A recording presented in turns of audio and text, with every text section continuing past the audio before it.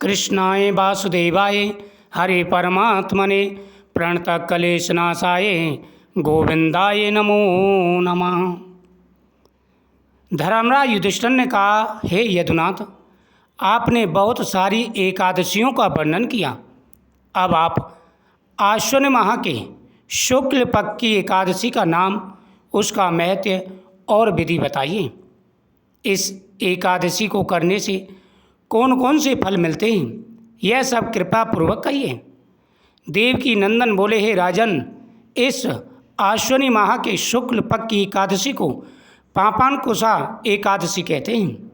इसके उपवास से समस्त पाप जलकर राख हो जाते हैं और अनंत पुण्य की प्राप्ति होती है।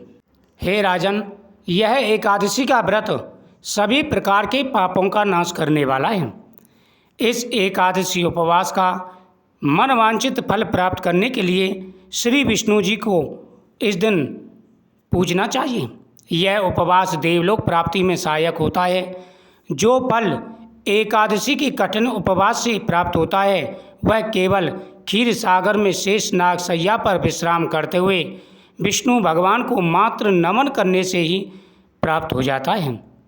इससे प्राणी को यम दुख नहीं देते, यम की यातना सहनी नहीं पड़ती। जो शिव भक्त विष्णु भगवान की अथवा विष्णु भक्त शिव जी की बुराई करते हैं, वे नरकगामी होते हैं। 1000 अश्वमेध यज्ञ और 100 राजसु यज्ञ दोनों का पुण्य फल इस एकादशी के केवल 16वें भाग के बराबर होता है। अर्थात समस्त विश्व में इस एकादशी उपवास के समान अन्य कोई और तप या उपवास नहीं है। यह एक सर्वोत्तम पवित्र तिथि भी है। जो प्राणी एकादशी उपवास नहीं करते, वे सदैव दुख और पापों से घिरे रहते हैं।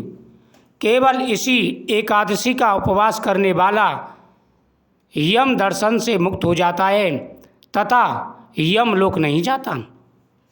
इस एकादशी उपवास के पुण्य प्रभाव से स्वास्थ्य शरीर, सुंदर और पतिव्रता स्त्री और अपार धन की प्राप्ति होती है। अंत में देवलोक प्राप्त होता है। इस एकादशी उपवास के साथ रात्रि जागरण करने वाले को देवलोक प्राप्त होता है।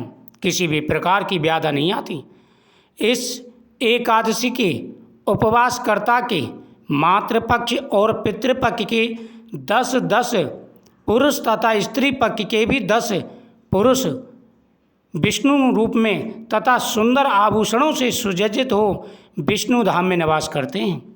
हे राजन, आश्विन माह में शुक्ल पक्ष की पापांकुशा एकादशी का उपवास नियम व विधि अनुसार करने वाला अंत में हरिलोक को प्राप्त करता है।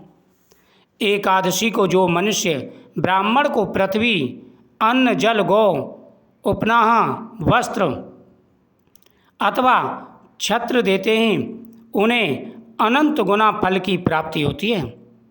उनके फल को कोई नहीं कह सकता। उन्हें भी शक्ति के अनुसार कुछ दान अवश्य करना चाहिए, जो ज़्यादा धनवान नहीं है। अगर आपके पास धन है तो आपको अवश्य एकादशी के दिन दान पुण्य करना चाहिए। जो लोग सरोवर, उपवन, धर्मशाला, प्याऊ, अन्न भंडार का निर्माण कराते हैं, वे भी यम दर्शन से मुक्त हो जाते हैं। ऐसे में मनुष्य इस लोक में अनेक सुखों का उपयोग कर मरणोपरांत देवलोक को जाता है। हे राजन, एकादशी से बड़ा कोई व्रत नहीं है। जो व्यक्ति पूरे नियम के साथ में एकादशी के व्रत का पालन करते हैं, उनके जीवन में कभी कोई कष्ट नहीं आता।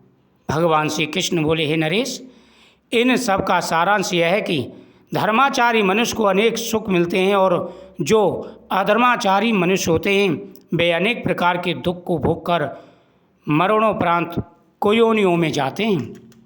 इसलिए सभी को पूरे नियम के साथ में एकादशी का व्रत अवश्य करना चाहिए।